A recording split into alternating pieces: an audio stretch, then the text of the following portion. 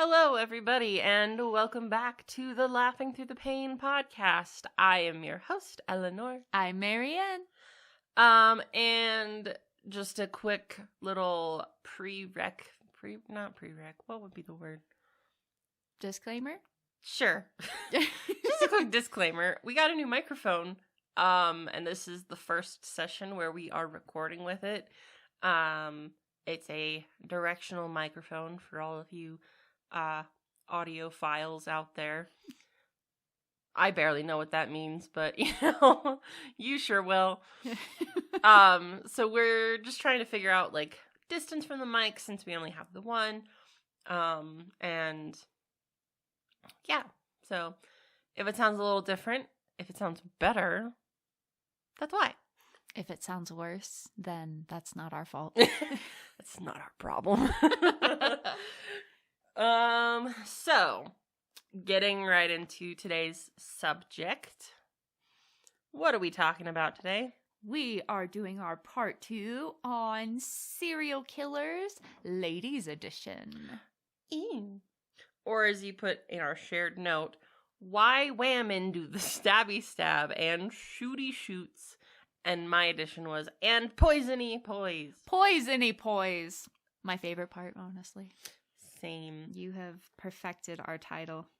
I don't know if we'll actually call the podcast episode by that title because we might get flagged. Like, hold on, you're talking about shooty shoots. What is this? Anyway, so yeah, so in as a follow up to our last episode, we will be talking a little bit more just like motivation, methods, victimology, and then the quote-unquote profile of a standard female serial killer, and maybe some unusual profiles. Ooh.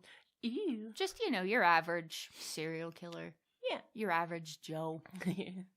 Or Josephine. I was going to say, not Joe. We're not talking about Joe today. I mean, we will a little bit, but, not. I am on the FBI's website right now. You're coming straight from the source.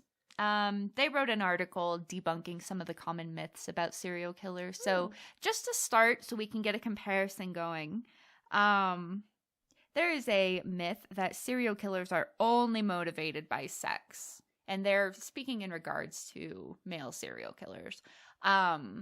And while male serial killers are predominantly motivated by sex, there are other motivations including anger, thrill, financial gain, and attention seeking. However, men don't often kill for financial gain. The serial killers, I should say. Now, if it's a domestic situation, if it's an isolated incident, man kills wife for lover's sake and or financial gain via a very suspicious life insurance policy. We're not talking about those. We're talking specifically about serial killers. Male serial killers tend to be predominantly motivated by sex. Mm-hmm. And you were telling me earlier how it's not even just related to my brain took a swan dive off the Empire State Building. Landed in a tree. I'm staring at that picture on your wall, and that's not helping the There's distraction. several pictures up there. I'm not sure which one you're talking about. That one at the end. The disco. Oh. It's so cute. Sex and also anger.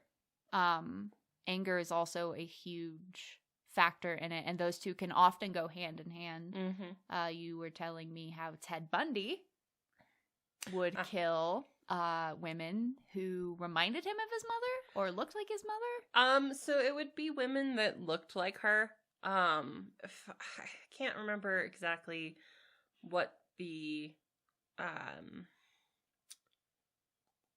victim type was exactly. I just remember it was dark hair was part of it, I think. But yeah, so he had this. He grew up in with a very confused kind of childhood.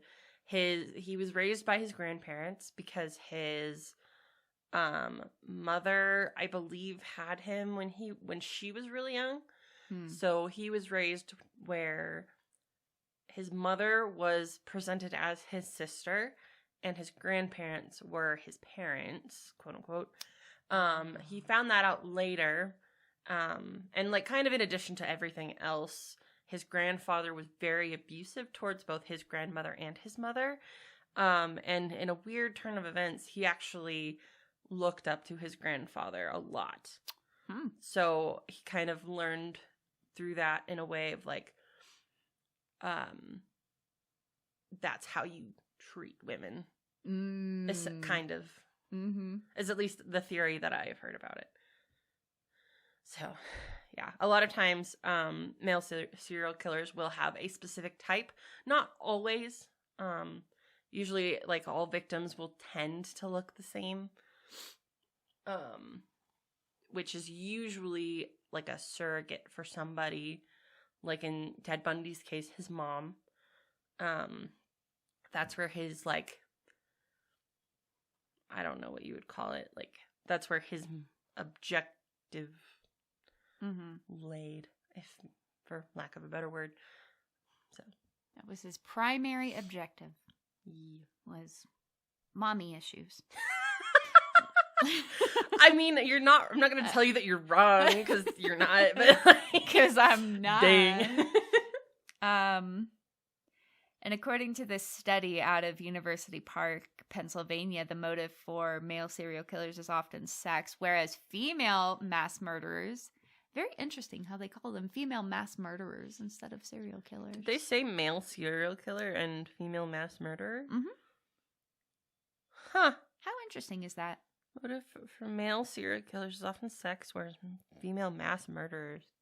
You should look up the difference between those while I read this.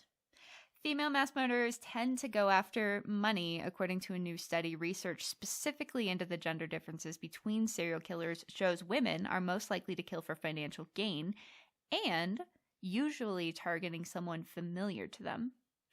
A researcher and author at Penn State University notes that women tend to kill more vulnerable people, including the elderly, the sick, or children.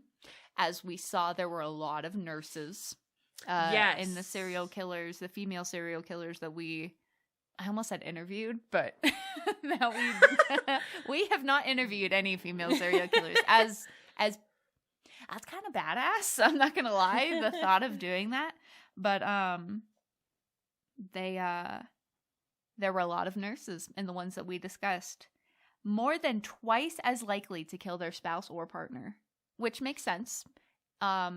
Female serial killers typically go after those who are closest to them, that they have emotional connections with, as opposed to the traditional, again, this is talking statistical and more common, stereotypical, if you will, serial killers. Obviously, they're not all the exact same, but they do follow this pattern according to these studies. Women don't tend to just target at complete random. More often than not, there are personal ties to their victims. Someone who is under their care, such as a child, or someone who is elderly or disabled, someone under their care, or their spouse who is closer to them than probably any other human. So, upon looking at, like, serial killer versus mass murder, it's kind of what I was telling you. It seems like it's similar to what I was talking about before we started of serial killer versus a spree killer. Oh, okay. Is what the difference seems to be, which we can kind of cover a little bit later, but just to kind of point that out now. Okay, cool. So, save that one for sure. Meanwhile, and again, reiterating, men's motives often differ, usually killing for sexual gain. They're more likely to target strangers and stalk their victims. Ew.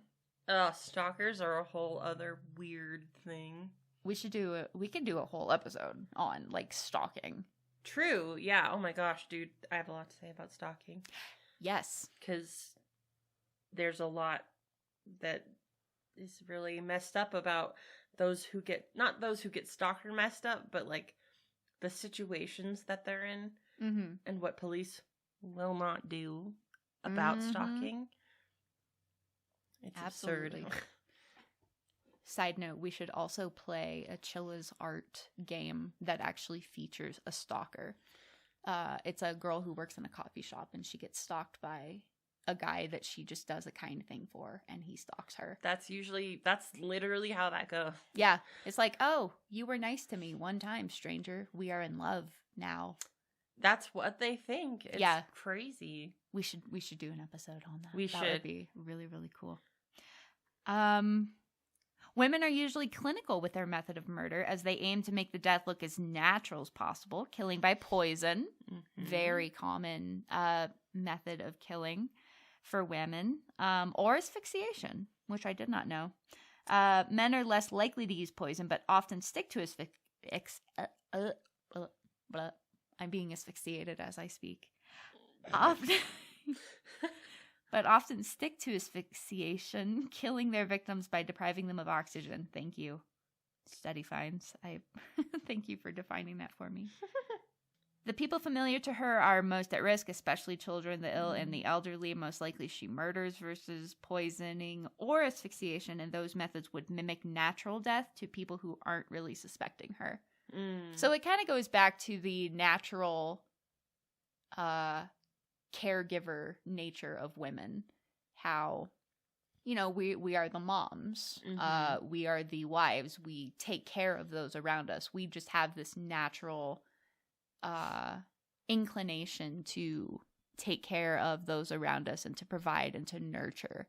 I was listening to a podcast the other day, and they talked about this one lady, and usually, like, people don't always, like, if I could talk, No, people don't usually suspect females because they are seen more as life givers rather than life takers. That was an interesting line that they said. That's true. And I think that's why there are more male serial killers than there are females.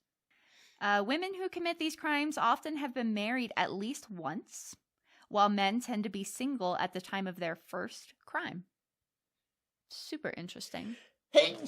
Bless my child. Jeez. Education also plays a role, which didn't really occur to me. You said education? Education. Huh. Women serial killers are more likely to have a higher level of education, while male murderers usually have a high school education or less. Women serial killers often have been to college or university, with almost 40% being, you guessed it, nurses or healthcare workers. It's a little scary to think about. Yeah, that's terrifying. You go to the hospital and you're like, help, and a female nurse comes in and she's like, I'm going to make you all better. You should be able to trust her. Keyword is should be. Should be. So just like the first thing that popped up when I searched male versus female statistics for serial killers, 74% of the murders were from the United States. 85% were male and 8% were female. 8%. The sex was undetermined in the cases in which the offender was still at large. In addition, it has more statistics. 82% of American serial killers were white, and 15% were black, and 2.5% were Hispanic. Huh. Very interesting. This is a quote from Dr. Marissa Harrison, an associate professor of psychology at Penn State. She says she's probably white, which also falls into the quote-unquote average serial killer, male serial killer, is most of them are white. I think you said earlier that most females are also white. Yes. So probably white, married at least once, maybe multiple times. Very likely multiple times. She's probably very in likely her... multiple times. Huh? I said very likely multiple times. Very likely multiple times, indeed. She's probably in her 20s or 30s, likely middle crass. Middle crass. I need to go to bed. Even though it's 12 o'clock. It's noon, and I need to go to bed. Displays at least average intelligence and has average or above average attractiveness. She is probably employed legally, perhaps in healthcare or related field. So, have you ever heard of, this is a little kind of off topic, have you heard of the hot to crazy scale? No. No? It's kind of this joke thing that I've seen mostly, but there's this, like, I think it was just like this random video where it was like this guy talking about hot to crazy, and it was a graph. So starting in like bottom left corner, if she's like a 1, she's probably not crazy. But if she's like a 10, she's probably really crazy. Probably nuts. Oh my So like the gosh. hotter a girl is, the more crazy she the more is. likely she is to be crazy. That's just great. Funny, I thought. It's amusing. Male and female serial killers do have some traits in common. There's a good chance that mental illness is involved, to the surprise of no one. For males, it's highly likely. For females, our research showed about 40% demonstrated evidence of mental illness. If instances of mental illness and child abuse continually appear in the history of these women, maybe mental illness awareness and treatment could prevent some future deaths. Yes, please. Mental health is wealth. Martha Patty Cannon is an example of this. She killed men, women, and children and kidnapped free people and sold them into slavery in 19th century America. Her abuse of children was shocking. She would beat them to death with logs. Oh, wow. That's really violent for a girl. One time she threw a child into a fire just because they sneezed near her. Yeah. Wow. Her history shows that she was raped by her father during the late 1700s to early 1800s. Her father was hanged as a result. Yeah, that'll do it to the Can we bring mentality that back? Hanging. You didn't hear that from me, but you know. Yeah. You just like Wood chipper goes brrrr. Wood chipper don't discriminate. Think about what a taboo subject that was back then, and that people knew this, and they hanged the father. Yeah. Why don't we anymore? Yeah. Let me just hop off my soapbox because I could go on. We talked about Jolly Jane Topin, didn't we? Oh, yes, we did. A nurse from the Boston area. She was found to have killed at least 30 people, but admitted to police that she had killed closer to 100. Okay, lady. Jolly indeed. Let's go ahead and talk about what you were telling me. Serial killers versus spree killers. Because I have never heard the term spree killers until you mentioned it just now.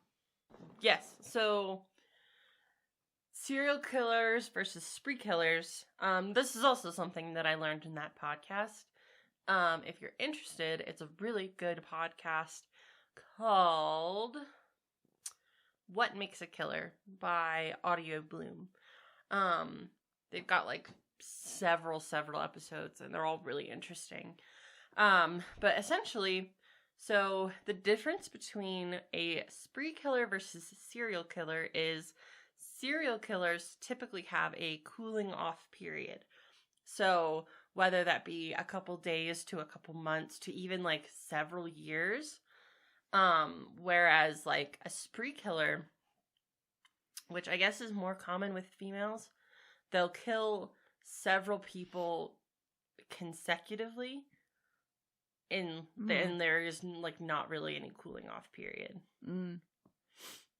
So I don't know like what the extent of a cooling off period is, but yeah, that's sort of the difference there.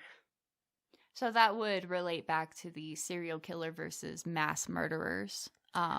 Yeah. So I can pull that up just to kind of give a quick definition. A serial killer is conventionally defined as a person who murders 3 or more people in a period of over a month, with cooling down times between murders. For a serial killer, the murders must be separate events, which are often driven by a psychological thrill or pleasure. Serial killers often lack empathy and guilt, and most often become egocentric individuals. These characteristics classify certain serial killers as psychopaths. Serial killers often employ a mask of sanity to hide their true psychopathic tendencies and appear normal, even charming, which is kind of the scariest part of. Yep. Like Ted Bundy. Ted Bundy was handsome. People loved him. Even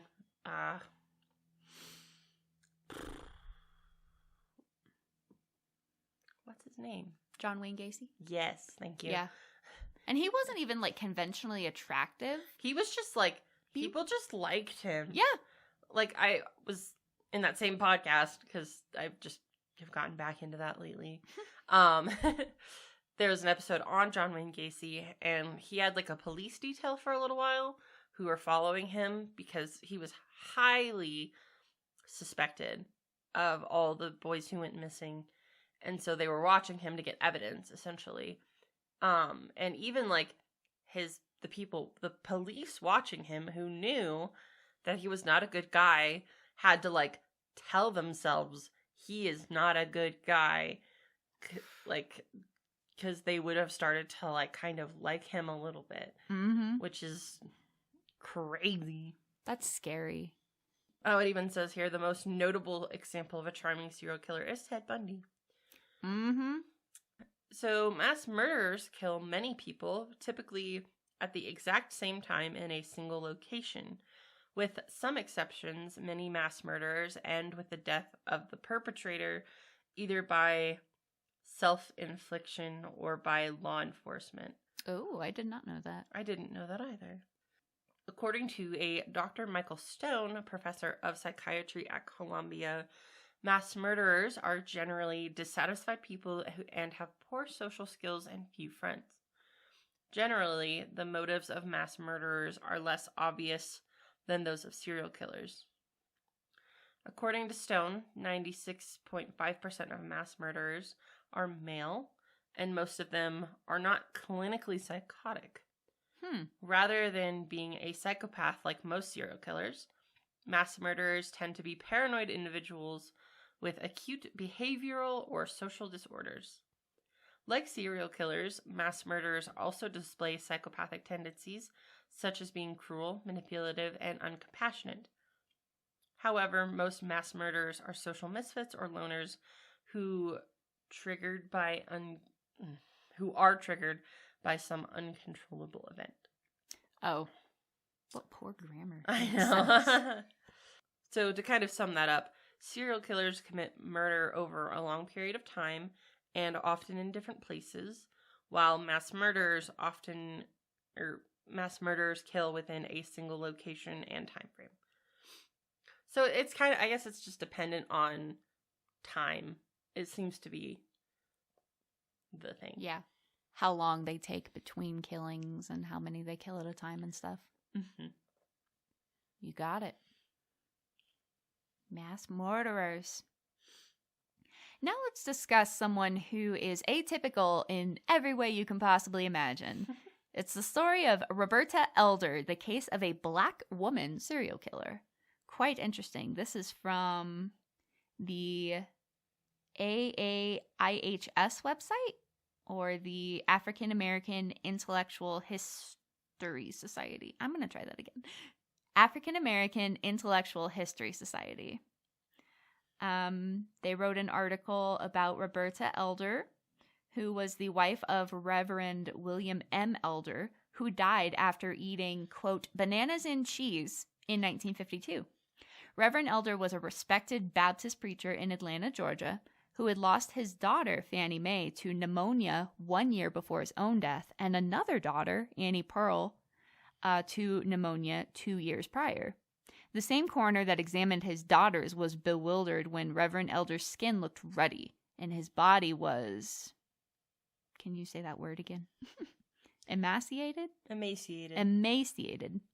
Concerned about the multiple Elder family deaths, the coroner decided to test Reverend Elder to see if he could have died of arsenic poisoning, the symptoms of which present much like pneumonia. Suspicious. After finding arsenic in the Reverend's body, he decided it was time to alert the authorities to the multiple deaths coming out of the Easton Street home where the Elder family lived.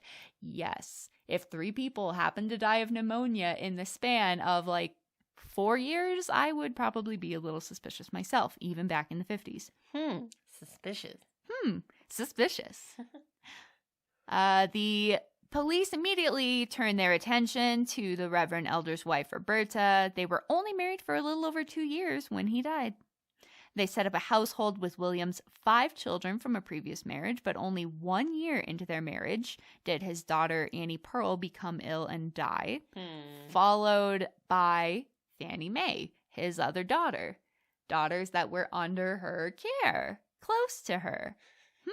Suspicious. William, a construction worker by day, became violently ill at work, telling his coworkers he had just eaten, quote, bananas and cheese. She called a doctor who gave him medicine. The doctor was not called again until William was dying. Roberta gave him milk of magnesia, as she did for their sisters, to help ease the symptoms, but later they suspected this was how she administered the poison. So she's still fitting that female serial killer average profile. Children, her husband, someone who's close to her, and administering poison. The surviving family members were all treated for exposure to arsenic after showing symptoms themselves. And we said earlier, I don't know if we said it, I'm sure we said it, that female serial killers often kill for financial gain. I don't know if we said it in this episode, but we definitely talked about it in the last episode. Yes. So just to reiterate, the most common motivation for female serial killing is monetary gain. Yep. And get this, each of the deceased Elder family members had a life insurance policy taken out in their names by who? Roberta. Suspicious. Police ordered the exhumation. Exhumation? Where?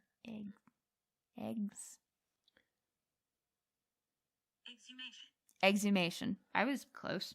Sort of. Police ordered the exhumation of Annie Pearl and Fannie Mae. Trace evidence of arsenic was found in both the women's hair. What's exhumation? They took their bodies out of the grave. They dug them up. Yep, their bodies were exhumed. I see. Yep. And that is, more often than not, the way that they find arsenic poisoning, because arsenic stays in your system and grows through your hair. Oh, yeah, okay. Cool, huh? Well, not cool, but the science is cool. The killing via arsenic is not cool, but the science, forensics, is just awesome. The forensics is cool. They had enough evidence, though circumstantial, to arrest Roberta Elder. They found, through the post-arrest investigation, that Roberta Elder left a trail of bodies in her wake starting in 1938 with the death of her common-law husband, John Woodward. 10 more potential victims were identified that died mysteriously while living with Roberta. The victims included an adult son, 2 of Roberta's infant children, one only 1 week old. Aww, and the other only 2 weeks old, a grandchild, and her own mother. Talk about people that she's close to and people that are under her care. What the hell is wrong with you, Roberta?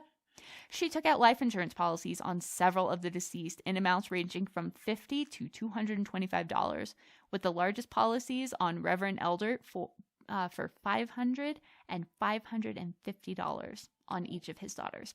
What? Do me a favor.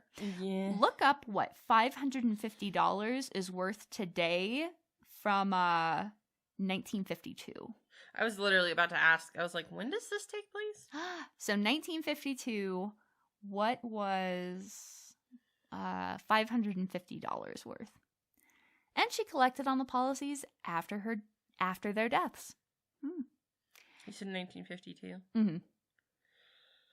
So that's an equivalent to about $6,243.85 today. which is still pretty low for a life insurance policy, but still, to think that their lives were worth about $6,000 to her, that's gross. it's money's game, honestly. That's gross. I guess what she thought a human life is worth. Yeah, well, $6,000. $6,000. I would hope that I'd be killed for more.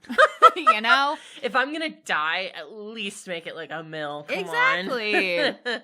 Make sure my kids are gonna get something out of my horrific murder. The police could never prove that Roberta ever purchased arsenic, though William's surviving children believe she got it from her brother's farm. She was convicted to a life sentence based on circumstantial evidence and remanded to prison. The prosecutor lamented that Roberta could not be executed because the law prevented it under circumstantial evidence. Which makes sense. You don't want to kill someone based on circumstantial evidence. You typically want that physical evidence. Yeah, like if she had record of buying the arsenic or something like that. But like, come on. Seems kind of obvious, but you know, we're suspicious.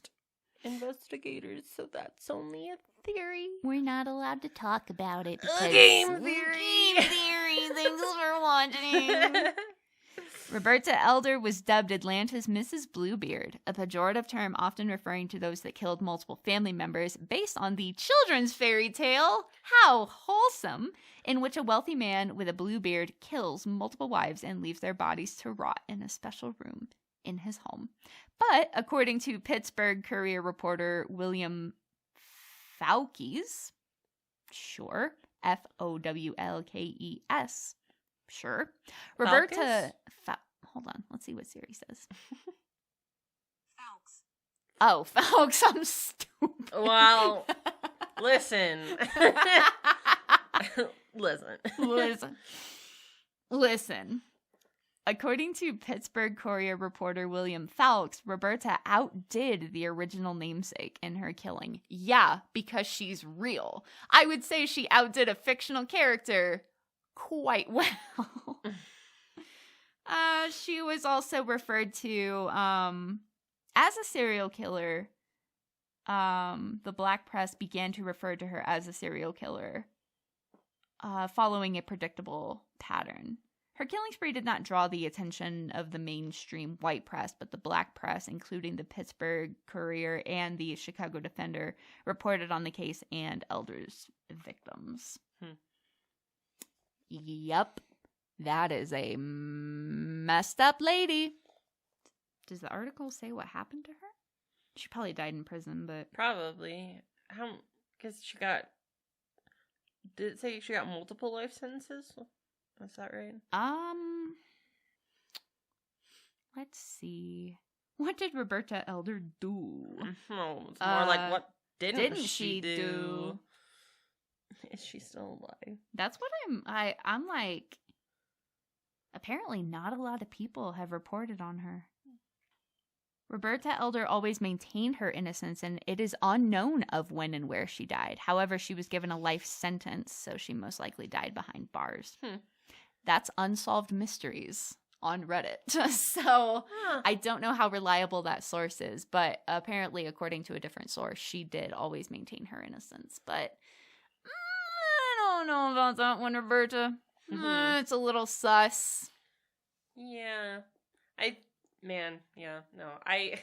When people who are like, all, like, evidence really points to you, and they're like, well, but actually. There's a quote from The Office where there's an investigation into who leaked a story to the press that was a PR nightmare for Dunder Mifflin Saber, and Gabe comes out and he's like, Andy, it was you. And Andy's like, how do you know it was me? And Gabe's like, just, all the evidence. So I feel like the same thing applies here. It was definitely you. How do you know? The evidence. The evidence. Evidence is a wonderful, wonderful thing.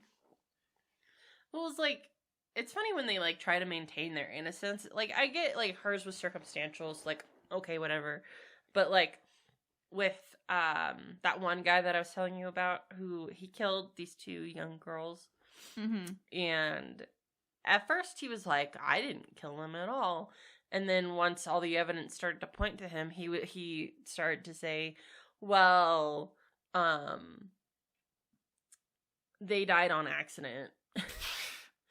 Yeah, okay. Because I think what he said was like, he was outside grooming his dog, and I can't remember what this guy's name was. I think I mentioned it to you in text. You did. It was Edward something. Was that the Ed something? But he was like, I was outside grooming my dog, and these 2 girls came up to me and wanted to say hi to her. And then one of the girls got a nosebleed, so I took them inside and tried to help her. When one of the girls, what did he say, slipped and hit her head on the tub, killing her. And so he was like, she slipped and hit her head on something, and then the little girl who had the nosebleed started screaming, and he said something of like, he panicked and killed her. Yeah. Or I don't know. As you do. It was something super weird like that, and I was like, bruh. I too often kill people when I'm panicking. That's just how I do. Ed Gein. Oh, yeah, Gein. Gein. Body snatcher. That's not the same guy. That's the dude who made all the stuff out of the human corpses. Oh. He was the grave robber. Okay. So. I think go backwards, because I think the other dude was before him. Actually, I could probably look at the podcast episodes. Was it that guy? Oh, Ian Huntley. Ian Huntley. Okay. 10-year-old girls, Holly Wells and Jessica Chapman, went out to buy candy in England and then disappeared. That's screwed, man. Mm-hmm. That's awful. Have you ever heard of this chick? No. Oh, she's the worst. So she was convicted of stabbing her 5-year-old son and 2-year-old son to death as they slept on their couch in Texas. And then she stabbed the ever-living crap out of them. They were deep. They were penetrating. One of them was dead before the ambulances arrived, and the older one? One of them died en route to the hospital. So, and she only had like a couple of nicks, like right here, you know? And like on her neck? Yeah. She was on, she called 911 and she was like, someone broke into my house and stabbed my babies and, barely nicked me, but, but you're gonna make it real, stab yourself. Yeah, exactly. Stab yourself multiple times. She should have done that before killing the boys. And then the boys would be fine. But there was evidence that, and it's really cool how much they can get out of listening to a 911 call. But absolutely. There was evidence, according to the 911 call audio, that she was walking around the house, going from room to room, staging the scene, turning over a chair in the kitchen, stuff like that. There was evidence, there was blood drippings over the sink. So they proved that she was standing over the kitchen sink and cutting herself, and the blood was dripping down. So it wasn't someone who was being attacked or chased. It was someone who was standing there methodically cutting her neck. And they found evidence on the knife that was allegedly used to break in to her home. They were like, oh yeah, this was the knife that was used to cut the screen, because they were able to match the little pieces of material from the screen on the knife. So they were like, this was the knife that was used, but it was from her kitchen. It matched a set from her kitchen. The most damning piece of circumstantial evidence, albeit it was circumstantial, but in the, I think, days following the murder of these 2 boys, she had a birthday party for them at their gravesite, and she was spraying silly string and laughing and singing. And she was like, well, I don't want to be sad because they are having the biggest birthday party up in heaven and they wouldn't want me to be sad. So we're going to celebrate and rejoice and be happy. And everyone was like, Dude, your 2 boys were just violently, brutally murdered in your home. Oh my god. How are you shooting silly string? And so technically she is not a female serial killer, but she is a notorious female killer. And she is still on death row in Texas, which blows my mind why they have not. How long has she been there? Since... Because it takes them a while. It does. You would think in Texas they would be more on the ball, but she was sentenced in 1996. Oh, she's still on death row? She's still on death row. She's still alive. Huh. There's a lot of people who think that she didn't do it. She was wrongly accused, and, you know, she's a woman, so she couldn't have done it. And I'm like... Her being a woman doesn't matter. Yep. Stabbed to death with a large kitchen knife in her home. She sustained knife wounds to her throat and arm. So why did the boys get these deep, fatal, stabby stabs? It would make more sense for her to have the most wounds. Exactly. Or at least wounds that would incapacitate her. Because if the goal was the boys, an adult woman, albeit like if a man came in, she would be weaker than him. But that would still be a barrier. So it would make a lot more sense if she had the most stab wounds or like... Exactly. At least, you know, being incapacitated rather than a knife to the throat and some damage on her arm. Rather than the boys getting repeatedly stabbed. Like, that makes no sense. Yep. Since at least 2018, DNA tests have been ordered multiple times after technology has advanced, because, yeah, this did take place back in the 90s. But as of 2022, the results of these tests are still pending. Really? And I'm like... How? How in the world? Yeah, a window screen in the garage had been cut, which indicated the possible point of entry for an intruder. But the knife came from her kitchen. They were able to match it to a knife set from her kitchen. Ya dummy. It wouldn't be a point of entry. If it's from her kitchen, it would have had to have been A, stolen sooner. And B, like, that's... Yeah. Who breaks into a house, takes a knife, leaves... Cuts the screen, and then uses a knife from their kitchen to do the killing. Knives are so accessible. Yeah. It wouldn't be difficult at all for anybody to have, like, a knife just to... This made-up serial killer, child killer, just breaks into a house and is like, what around this house can I use to kill these children? Just... Her husband and her youngest son, because she had a third son, a baby boy, were asleep upstairs. Oh. And she killed, allegedly. She was found guilty of it. I think she did it. I definitely think she did it. There is just, bleh. You know, just all the evidence, as we were talking about. But yeah, Darlie Rudier, I think is how you say her last name. I've heard it pronounced 2 different ways. It's Router and Rudier, but that's how it's spelled. She was charged with capital murder in the death of her 6-year-old son, Devin, but to date, she has not been tried for his murder. She was convicted for the murder of her 5-year-old son, Damon. Why would you convict her of one and not the other? I don't know. I do not know. The defense argued that there was no reason she would have killed her children, and the case did not have a motive, a confession, or any witnesses. But in February 1997, the jury found her guilty of the murder of Damon and sentenced her to death by lethal injection. She is a disgusting woman, and she... The only other person that would be potentially responsible would be the husband. And they couldn't tie him at all. There was no physical evidence. And if it would make a lot more sense for... Like, again... Her not having that many wounds just doesn't fit into what probably would have happened. Exactly. Like, she probably would have been taken out first if the goal was killing the boys.